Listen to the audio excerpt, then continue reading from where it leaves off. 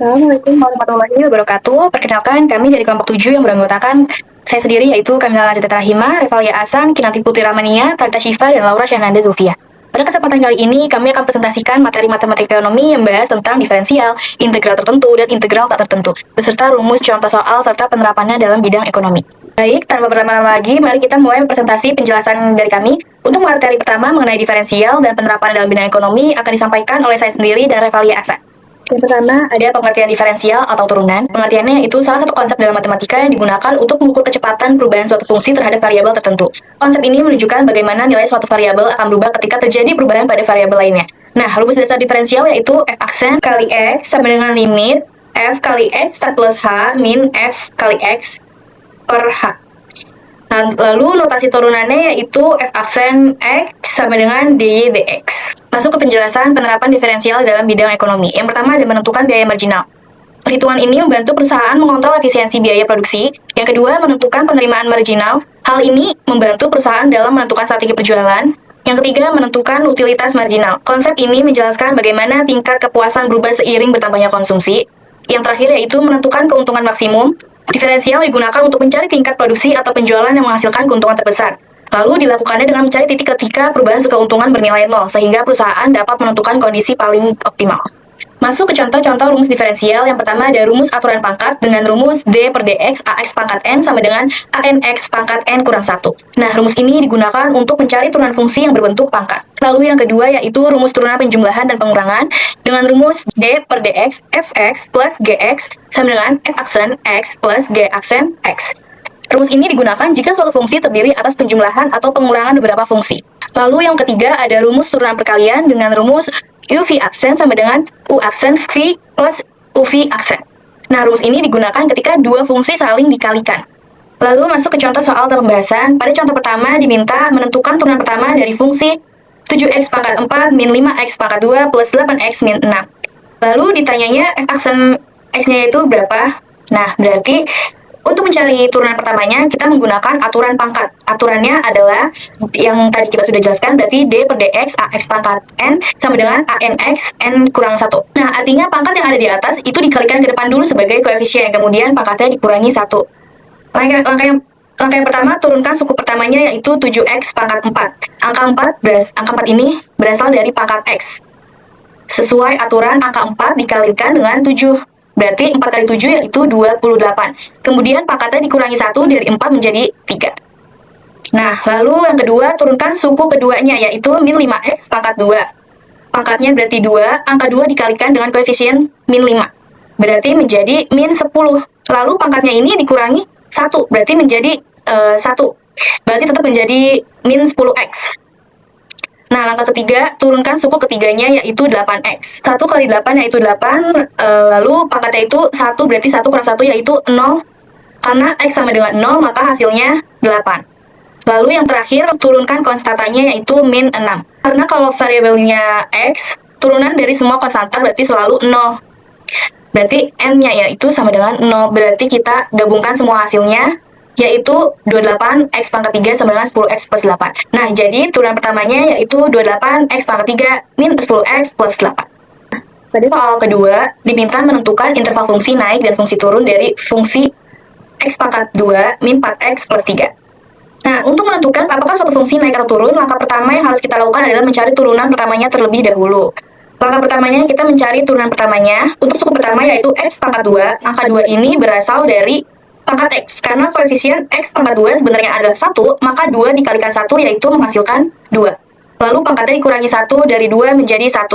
Jadinya 2x. Untuk suku keduanya yaitu min 4x. Sebenarnya x ini memiliki pangkat 1, pangkat satunya dikalikan dengan koefisien min 4. Jadinya 1 kali min 4 sama dengan min 4. Kemudian pangkatnya menjadi 0, sehingga x sama dengan 1. Berarti menjadi min 4. Nah, untuk suku ketiganya, angka 3 ini merupakan konstanta, sehingga turunannya yaitu 0. Nah, maka dari itu hasilnya yaitu f aksen x sama dengan 2x min 4. Lalu langkah keduanya, kita mencari titik kritis. Setelah mendapatkan turunan pertama, kita cari titik kritis dengan membuat turunan sama dengan 0. 2x min 4 sama dengan 0. Kenapa sih kita harus membuat turunannya itu menjadi 0? Karena tadi perubahan dari naik ke turun atau sebaliknya biasanya terjadi saat turunannya itu bernilai 0. Lalu pindahkan min 4-nya ini ke kanan, kemudian dibagi menjadi 2, yaitu X sama dengan 2. Lalu menentukan interval fungsi naiknya. Suatu fungsi dikatakan naik apabila turunannya positif. Berarti di sini f aksen X lebih besar dari 0, f aksen X sama dengan 2X min 4. Maka 2X min 4 lebih besar dari 0, lalu tambahkan 4 pada kedua ruas. Berarti menjadi 2X lebih besar dari 4, bagi kedua ruas dengan 2, berarti jadi X lebih besar 2. Jadi, fungsi naiknya ada pada 2, notasi tak hingga. Nah, ini tuh menunjukkan bahwa interval tersebut berlanjut tanpa batas. Selanjutnya, menentukan interval fungsi turun.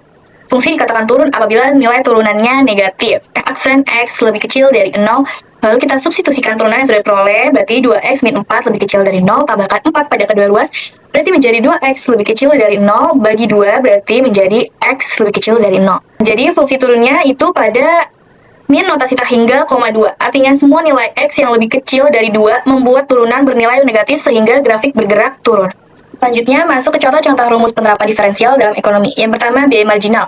Dengan rumus MC sama dengan DC per DQ. Keterangannya, MC yaitu biaya marginal, DC yaitu perubahan biaya total, DQ yaitu perubahan jumlah produksi.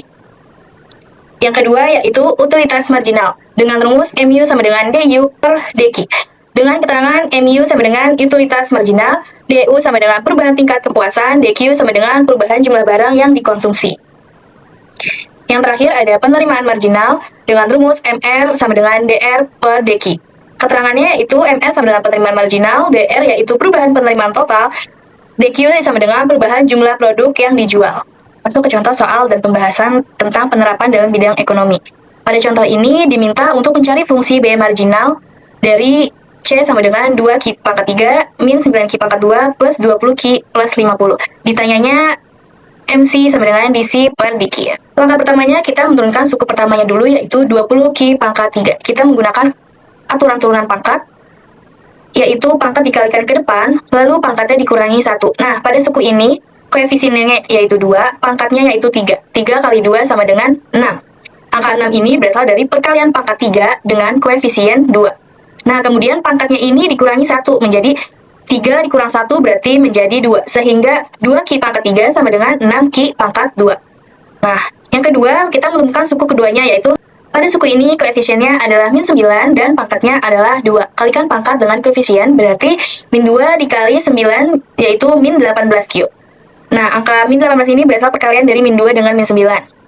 Kemudian pangkatnya dikurangi 1 menjadi 1, sehingga min 9Q pangkat 2 yaitu menjadi min 18Q. Lalu kita menurunkan suku ketiganya yaitu 20Q.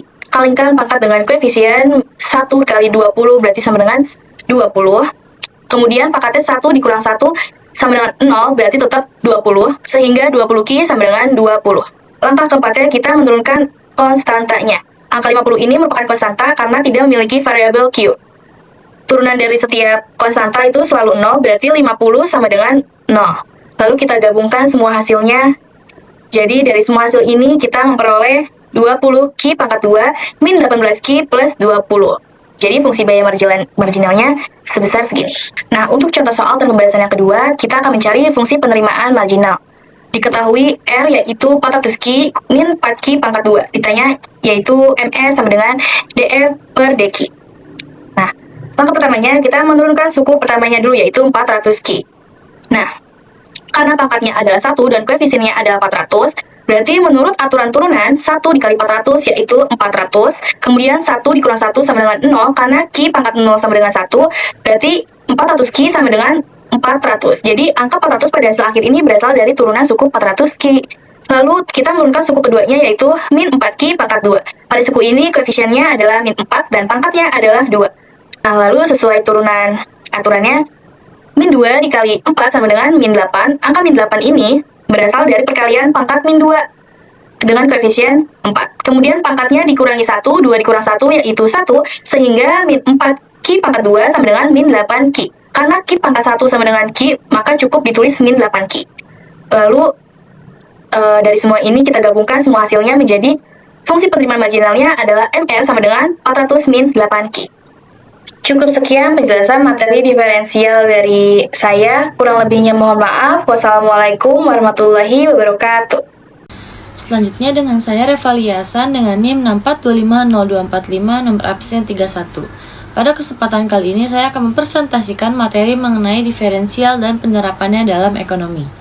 Materi yang akan saya bahas meliputi pengertian diferensial, konsep dasar, rumus-rumus diferensial, penerapannya dalam ekonomi, serta beberapa contoh soal untuk memperjelas pemahaman.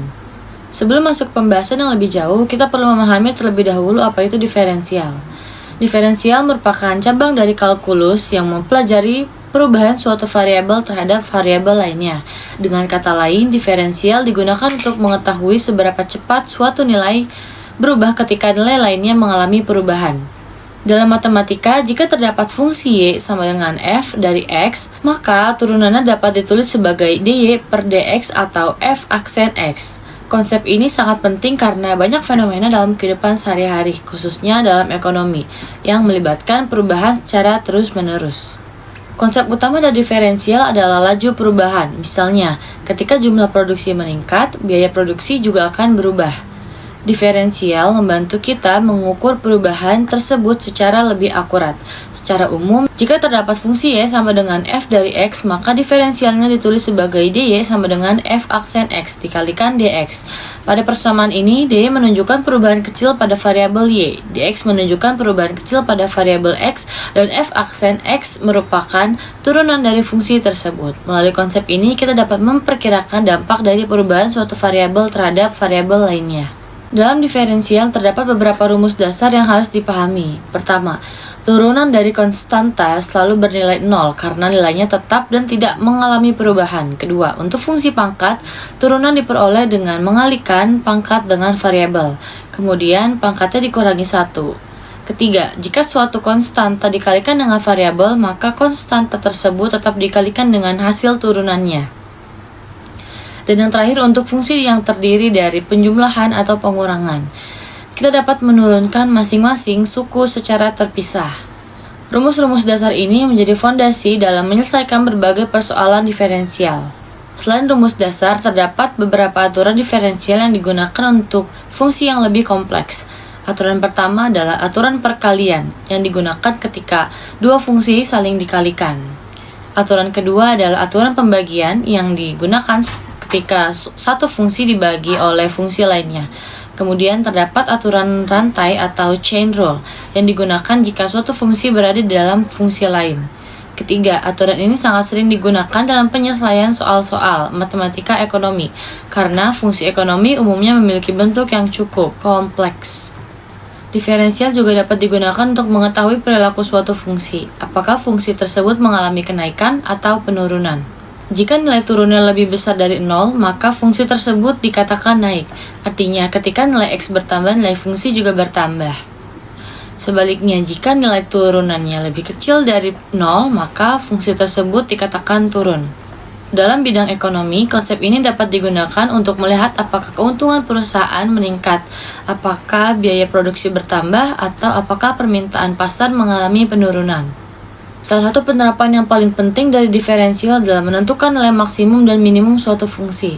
Untuk menemukan titik tersebut, langkah pertama yang dilakukan adalah mencari turunan pertama dari fungsi, kemudian menyamakannya dengan 0. Titik yang diperoleh disebut titik stasioner.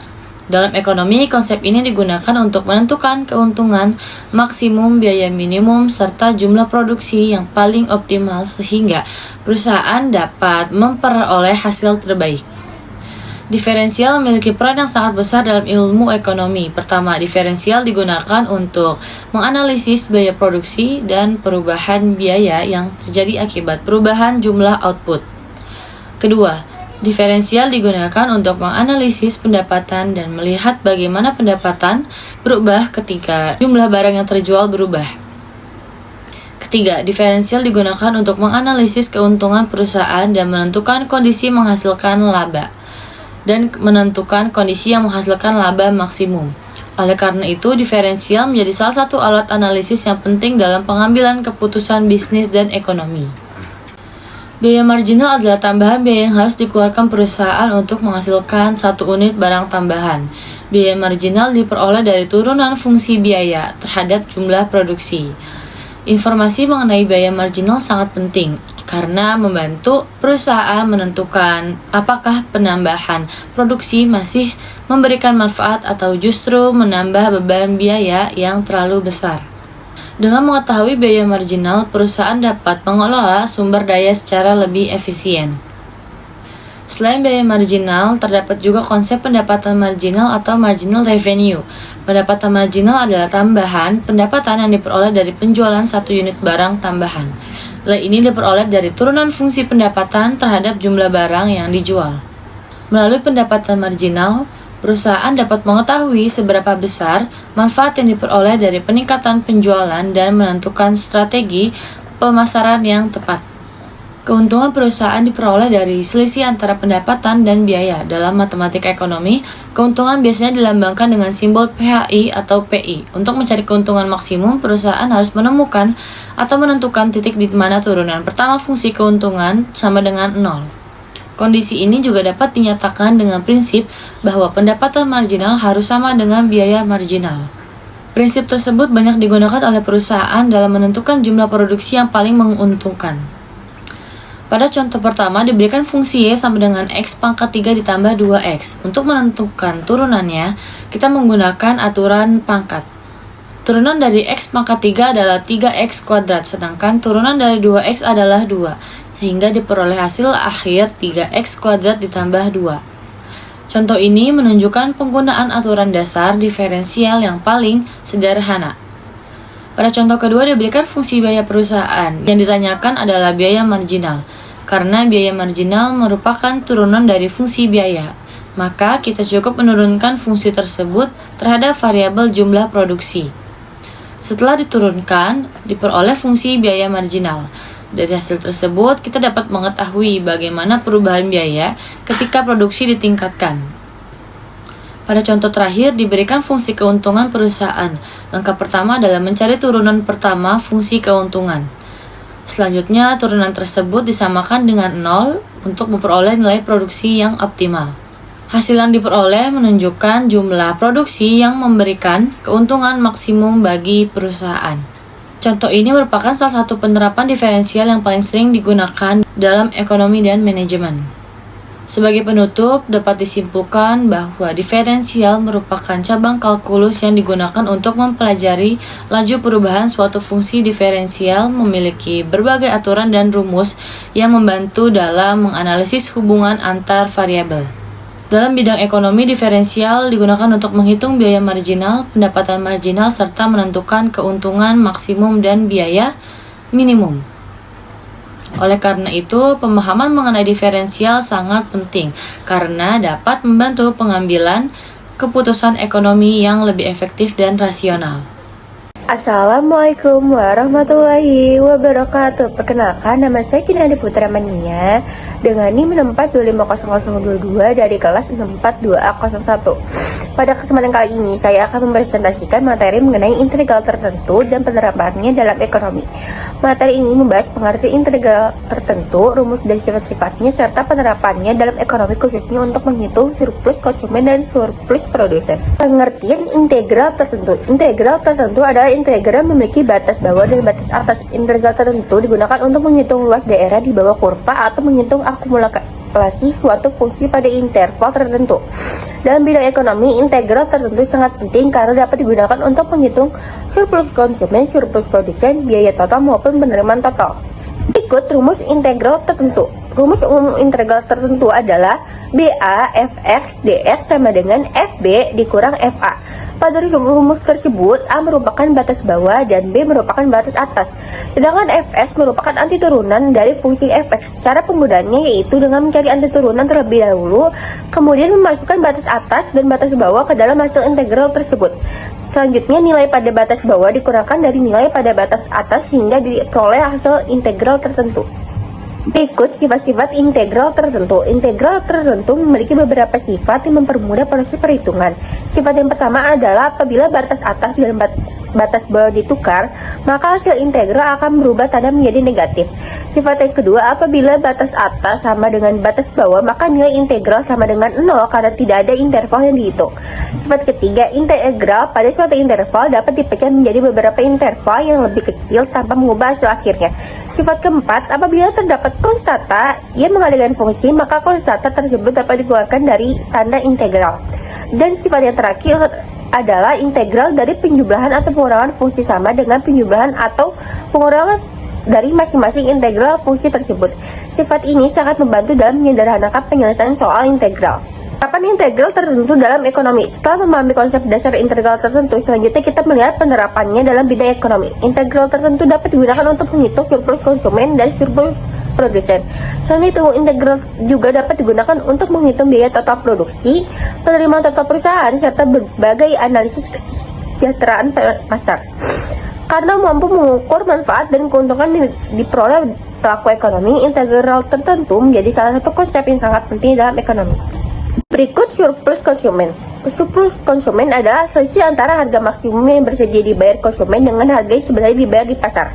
Rumus surplus konsumen adalah CS sama dengan QO O F Q dan DQ dikurang QO PO. Pada rumus tersebut, CS menunjukkan surplus konsumen, QO menunjukkan jumlah keseimbangan barang yang dijualbelikan, PO menunjukkan harga keseimbangan pasar, sedangkan FQ merupakan fungsi permintaan. Semakin besar nilai surplus konsumen, maka semakin besar manfaat yang dirasakan konsumen. Dan contoh soal surplus konsumen, diketahui fungsi permintaan PD sama dengan 50 min 2Q dan harga pasar sebesar 14. Langkah pertama adalah mencari jumlah keseimbangan atau Q. Karena harga pasar dengan harga pada fungsi permintaan, maka nilai disubstitusikan ke dalam persamaan. Dari perhitungan tersebut diperoleh nilai Q sebesar 18, artinya jumlah keseimbangan pasar adalah 18 unit barang. Setelah nilai keseimbangan diketahui, nilai tersebut dimasukkan ke dalam rumus surplus konsumen. Kemudian fungsi permintaan diintegralkan sehingga diperoleh anti turunannya, yaitu 50Q min Q2. Selanjutnya, batas atas dan batas bawah disubstitusikan ke dalam masuk integral tersebut, kemudian dikurangi dengan hasil perkalian harga pasar dan jumlah keseimbangan. Dari proses perhitungan tersebut diperoleh surplus konsumen sebesar 324 satuan uang, artinya konsumen memperoleh manfaat tambahan sebesar 324 satuan uang karena harga yang dibayar lebih rendah dibandingkan harga maksimum yang bersedia mereka dibayarkan. Berikut penerapan dalam ekonomi di surplus konsumen. Itu dapat ditemukan pada program diskon di toko elektronik, promo flash sale di marketplace, penjualan tiket konser dengan harga promo, serta diskon tiket wisata atau wahana hiburan. Pada kondisi tersebut, konsumen memperoleh manfaat lebih karena membayar harga yang lebih rendah dibandingkan harga yang sebenarnya bersedia mereka bayar. Selanjutnya yaitu surplus produsen. Selain surplus konsumen, terdapat juga surplus produsen. Surplus produsen adalah selisih antara harga yang diterima produsen dengan harga minimum yang bersedia mereka terima.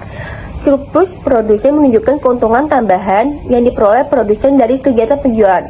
Rumus surplus produsen adalah PS sama dengan QO PO dikurang QO sama O F Q DQ, di mana QO merupakan jumlah keseimbangan dan PO merupakan harga keseimbangan pasar. Kemudian contoh soal surplus produsen. Diketahui fungsi penawaran P8 sama dengan 5 tambah 0,25 Q dan harga pasar sebesar 20. Langkah pertama adalah mencari jumlah keseimbangan. Nilai harga pasar disubstitusikan ke dalam fungsi penawaran sehingga diperoleh nilai Q sebesar 60. Artinya jumlah keseimbangan pasar adalah 60 unit barang. Selanjutnya nilai tersebut dimasukkan ke dalam rumus surplus produsen. Kemudian fungsi penawar diintegralkan sehingga diperoleh 5Q tambah 0,125 Q.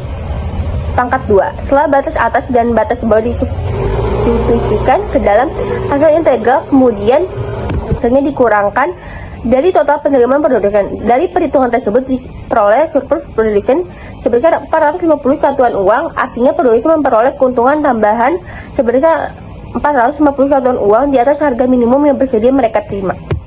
Selanjutnya, penerapan dalam ekonomi di surplus produsen dapat dilihat ketika produsen memperoleh keuntungan lebih karena harga jual meningkat, pendapatan UMKM naik akibat tingginya permintaan, penjualan produk meningkat saat musim liburan, atau perusahaan memperoleh laba lebih besar karena harga pasar berada di atas biaya produksi. Halo, perkenalkan nama saya Talita Siva dengan NIM 6425053 dan kelas 642A01. Pada kesempatan kali ini, saya akan mempresentasikan materi integral tertentu dan penerapan dalam ekonomi. Materi ini membahas pengertian integral tertentu, sifat-sifatnya, serta penerapan dalam menghitung surplus konsumen dan surplus produsen. Jadi, kita langsung aja ke materinya. Jadi, pengertian integral tertentu adalah integral yang memiliki batas bawah dan batas atas untuk menentukan nilai suatu fungsi pada interval tertentu. Rumus integral tertentu adalah BA f dalam kurung x tutup kurung dx sama dengan f dalam kurung b dikurang f dalam kurung a. Untuk keterangannya yaitu fx adalah fungsi yang akan diintegralkan, fx adalah anti turunan dari fx, dan a merupakan batas bawah, b merupakan batas atas. Integral tertentu digunakan untuk menghitung luas daerah di bawah kurva dan memiliki banyak penerapan dalam bidang ekonomi. Pada saat ini saya akan menjelaskan sifat-sifat integral tertentu. Sifat-sifat ini digunakan untuk mempermudah perhitungan integral dalam matematika ekonomi.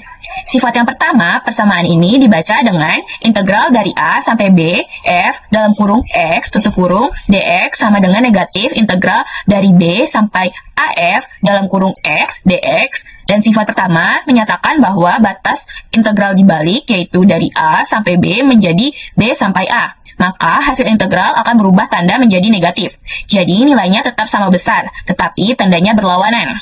Sifat yang kedua, persamaan ini dibaca dengan integral dari A sampai A, f dalam kurung x dx sama dengan 0. Sifat kedua menjelaskan bahwa jika batas atas dan batas bawah sama, maka nilai integralnya adalah 0. Hal ini karena tidak ada selang atau daerah yang dihitung. Sifat yang ketiga, persamaan ini dibaca dengan integral dari A sampai C, f dalam kurung x dx sama dengan integral dari A sampai B, f dalam kurung x tutup kurung dx ditambah dengan integral dari B sampai C, fx dalam kurung x tutup kurung dx. Sifat ketiga ini menunjukkan bahwa suatu integral dapat dipecah menjadi beberapa bagian yang lebih kecil. Artinya, integral dari A sampai C dapat dihitung dengan menjumlahkan integral dari A sampai B dan integral dari B sampai C.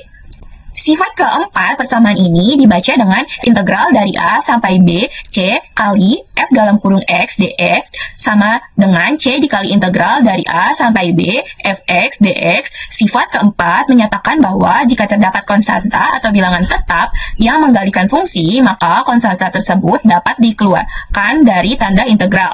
Sifat ini digunakan untuk menyederhanakan perhitungan integral. Sifat kelima, persamaan ini dibaca dengan integral dari A sampai B dari fx ditambah gx dx sama dengan integral dari A sampai B fx dx ditambah integral dari A sampai B gx dx. Sifat kelima menyatakan bahwa integral dari jumlahan dua fungsi sama dengan jumlah dari masing-masing integral fungsi tersebut. Dengan kata lain, penjumlahan dapat dipisahkan menjadi dua integral yang berbeda. Jadi, kelima sifat integral tertentu ini sangat membantu dalam menyederhanakan perhitungan integral. Mulai dari membalik batas integral, menentukan integral bernilai 0, memecah interval integral, mengeluarkan konstanta, hingga memisahkan penjumlahan fungsi. Dengan memahami sifat-sifat tersebut, kita dapat menyelesaikan soal integral dengan lebih mudah dan cepat. Setelah memahami konsep dan sifat-sifat integral tertentu, selanjutnya kita akan melihat penerapan dalam bidang ekonomi. Integral tertentu digunakan untuk menganalisis sebagai permasalahan ekonomi, terutama yang berkaitan dengan keuntungan dan kesejahteraan pasar. Penerapannya meliputi menghitung surplus konsumen, menghitung surplus produsen, mengukur tingkat kesejahteraan pasar, serta membantu pengambilan keputusan ekonomi. Oleh karena itu, integral tidak hanya dipelajari secara teoritis, tetapi juga memiliki manfaat yang nyata dalam dunia ekonomi. Pada saat ini akan dijelaskan mengenai surplus konsumen. Surplus konsumen adalah total keuntungan yang diperoleh konsumen karena mereka dapat membeli barang dengan harga pasar yang lebih rendah dibanding harga maksimum yang bersedia mereka bayar. Dalam ekonomi, fungsi permintaan pada saat ini dituliskan sebagai PD sama dengan A dikurangi BQ. Fungsi permintaan menunjukkan hubungan antara harga barang dengan jumlah barang yang diminta oleh konsumen. Untuk menghitung surplus konsumen digunakan rumus integral tertentu. Rumusnya adalah surplus konsumen atau CS sama dengan integral dari 0 sampai QA dari fungsi permintaan dikurangi harga keseimbangan atau harga pasar. Pada rumus tersebut, QA adalah jumlah barang titik keseimbangan, sedangkan PA adalah harga keseimbangan. Hasil perhitungan integral ini menunjukkan besarnya keuntungan yang diperoleh oleh konsumen dalam suatu pasar. Setelah memahami pengertian dan rumusnya, pada slide berikutnya akan diberikan contoh soal perhitungan surplus konsumen. Berikut adalah contoh soal perhitungan surplus konsumen. Diketahui fungsi permintaan adalah P sama dengan 30 dikurangi Q dan harga pasar sebesar 10. Langkah pertama adalah menentukan titik keseimbangan pasar. Caranya dengan mensubstitusikan harga pasar ke dalam fungsi permintaan. Karena harga pasar 10, maka diperoleh 10 sama dengan 30 dikurangi Q. Setelah diselesaikan, didapatkan Q sama dengan 20. Dengan demikian, titik keseimbangan pasar yang diperoleh adalah E dengan koordinat 20,10. Setelah memperoleh titik keseimbangan pasar, langkah berikutnya adalah menghitung surplus konsumen menggunakan rumus integral tertentu. Integral dihitung dari 0 sampai 20 untuk fungsi permintaan, dikurangi harga pasar. Setelah dilakukan proses integrasi dan substitusi, batas integral diperoleh hasilnya sebesar yaitu 144. Jadi, nilai surplus konsumen pada contoh soal ini adalah 144 satuan uang. Nilai tersebut menunjukkan besarnya manfaat atau keuntungan yang diperoleh konsumen karena membeli barang dengan harga yang lebih rendah daripada harga maksimum yang bersedia mereka bayarkan. Contoh penerapan surplus konsumen dalam kehidupan sehari-hari dapat ditemukan pada diskon supermarket, tiket transportasi, tiket konser, dan promo marketplace. Pada saat ini akan dibahas mengenai surplus produsen. Surplus produsen ada keuntungan tambahan yang diperoleh oleh produsen karena menjual barang pada harga pasar yang lebih tinggi daripada harga minimum bersedia mereka terima. Pada saat ini diketahui fungsi penawaran adalah P sub E sama dengan 2 ditambah 0,05 Q. Fungsi penawaran menunjukkan hubungan antara harga barang dan jumlah barang yang ditawarkan oleh produsen. Untuk menghitung surplus produsen digunakan rumus surplus produsen atau PS sama dengan Q dikali P 0 dikurangi integral dari 0 sampai Q fungsi penawaran terhadap Q. Selanjutnya diberikan contoh dengan harga pasar atau P0 sebesar dan jumlah barang atau Q sebesar 120. Nilai tersebut kemudian disubstitusikan ke dalam rumus sehingga diperoleh PS sama dengan 20 dikali 8 dikurangi integral dari 0 sampai 120 dari 2 ditambah 0,05 Q dQ. Setelah dilakukan proses integrasi dan perhitungan, diperoleh hasil 960 dikurangi 600 sehingga surplus produsen adalah 360. Jadi, nilai surplus produsen pada contoh sebesar ini sebesar 160 satuan uang. Nilai tersebut menunjukkan keuntungan tambahan yang diperoleh produsen karena dapat menjual produk pada harga pasar yang lebih tinggi daripada harga minimum yang mereka inginkan. Demikian pembahasan mengenai penerapan integral tertentu dalam bidang ekonomi. Integral tertentu dapat digunakan untuk menghitung surplus konsumen maupun surplus produsen yang menggambarkan manfaat atau keuntungan yang diperoleh pelaku pasar. Dengan memahami konsep integral dan penerapannya, kita dapat menganalisis berbagai permasalahan ekonomi secara lebih tepat dan sistematis. Semoga materi yang telah disampaikan dapat menambah pemahaman mengenai pentingnya integral dalam ilmu ekonomi. Terima kasih atas perhatiannya. Wassalamualaikum warahmatullahi wabarakatuh. Assalamualaikum warahmatullahi wabarakatuh. Perkenalkan, nama saya Laura Shenanda Julfia dengan NIM 64250288 dari kelas 642A01. Baik, selanjutnya saya akan mempresentasikan materi mengenai integral tak tentu yang meliputi pengertian integral tak tentu, rumus dasar integral, penerapan dalam bidang ekonomi, serta beberapa contoh soal yang dapat pembahasannya. Semoga presentasi ini dapat menambah pemahaman kita mengenai konsep integral tak tentu dan manfaat dalam kehidupan, khususnya dalam bidang ekonomi. Next. Ini jelaskan mengenai pengertian integral tak tentu. Integral tak tentu adalah operasi matematika yang digunakan untuk mencari fungsi asal atau anti turunan dari suatu fungsi. Integral merupakan kebalikan dari proses diferensial atau turunan. Bentuk umum integral tak tentu adalah integral fx terhadap x sama dengan fx ditambah c, di mana fx merupakan fungsi yang diintegralkan, fx merupakan fungsi asal atau anti turunan, dan c merupakan konstanta integrasi. Konstanta integrasi perlu ditambahkan karena turunan dari suatu konstanta selalu bernilai 0. Dalam integral tak tentu, terdapat beberapa rumus dasar yang sering digunakan. Rumus pertama adalah integral fungsi pangkat, yaitu integral x pangkat n sama dengan x pangkat n ditambah 1 dibagi n ditambah 1, dengan syarat n tidak sama dengan minus 1. Rumus kedua adalah integral fungsi konstan, yaitu integral k sama dengan kx ditambah c. Rumus ketiga adalah integral penjumlahan atau pengurangan fungsi, yang dapat diselesaikan dengan mengintegralkan masing-masing fungsi secara terpisah. Rumus-rumus ini menjadi dasar dalam penyelesaian berbagai soal integral. Next.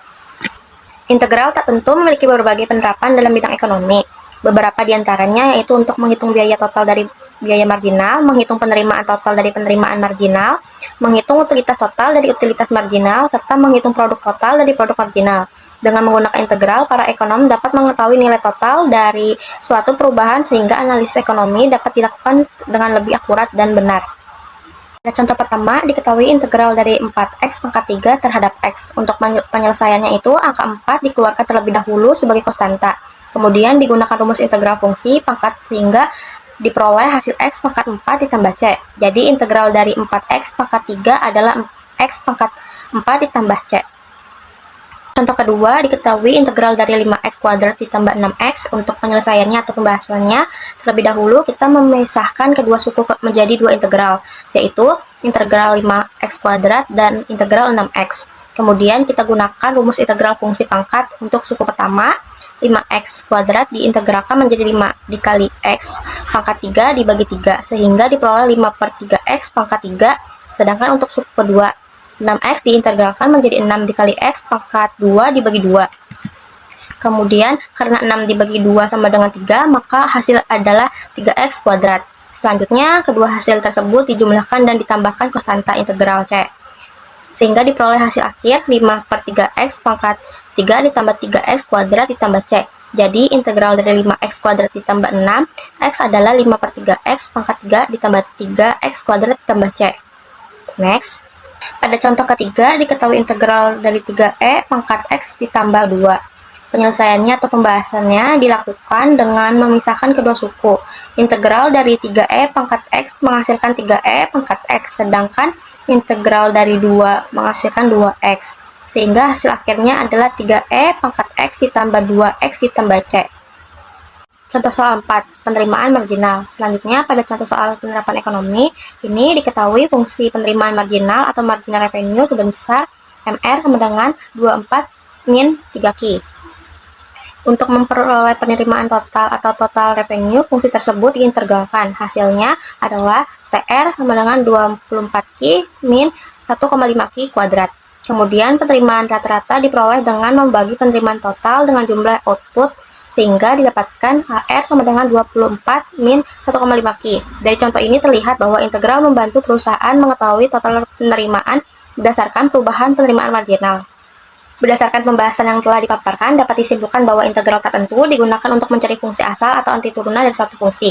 Integral merupakan kebalikan dari turunan dan memiliki beberapa rumus dasar yang memudahkan proses perhitungan. Selain digunakan dalam matematika, integral juga memiliki banyak penerapan dalam bidang ekonomi, terutama untuk menghitung nilai total dari berbagai fungsi marginal.